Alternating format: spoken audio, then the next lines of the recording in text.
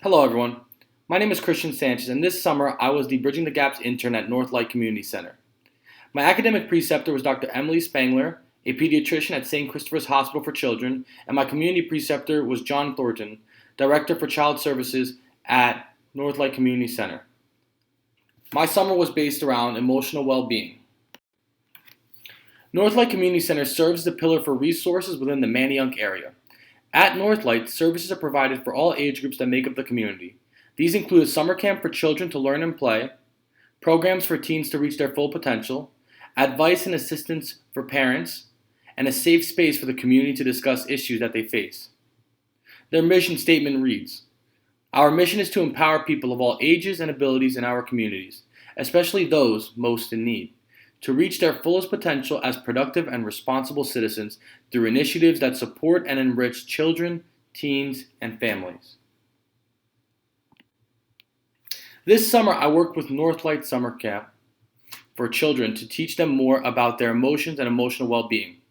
Each week, I met with various age groups ranging from 4 to 12 years old who were separated into 4 groups. During my stay at Northlight, we covered the basics of emotions, various methods of managing emotions, how emotions affect the body, and the importance of responding correctly with our emotions to negative situations.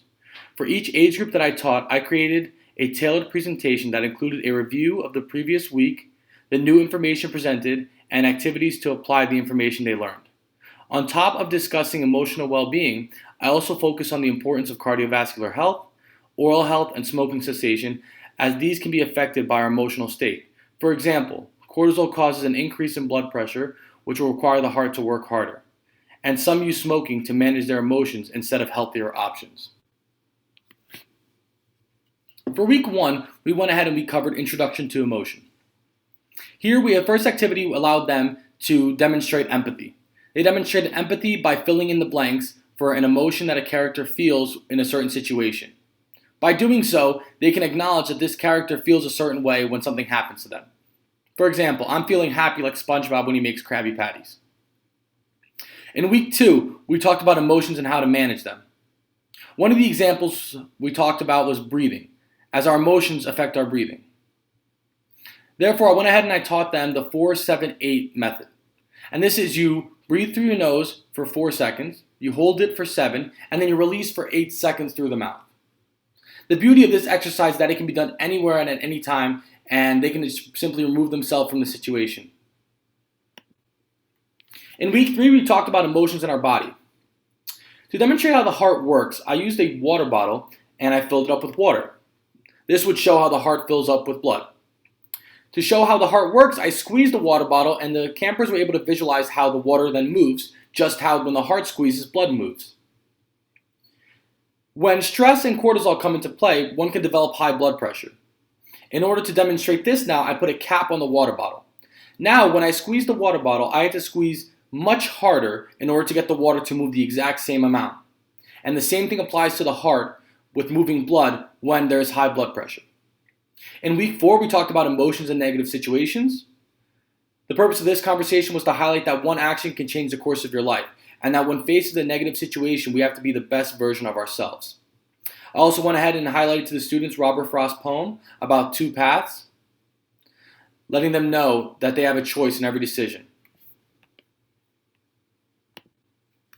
In week 5, we went ahead and tied everything together with the big picture.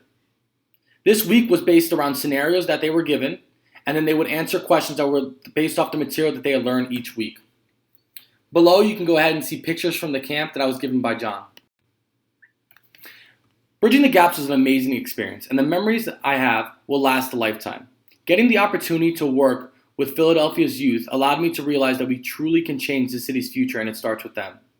Our beautiful city is not perfect, but as future health professionals, it is our duty to understand the community we serve and to acknowledge every day that when a patient leaves the clinical setting, they have a life to live, whether good or bad.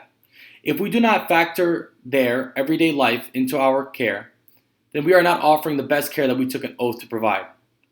Thank you so much, Alyssa and Laura, for this amazing opportunity, and I will be forever grateful. I can say with confidence that this summer allowed me to bridge the gap between myself as a future healthcare professional and the community I wish to serve one day. Thank you.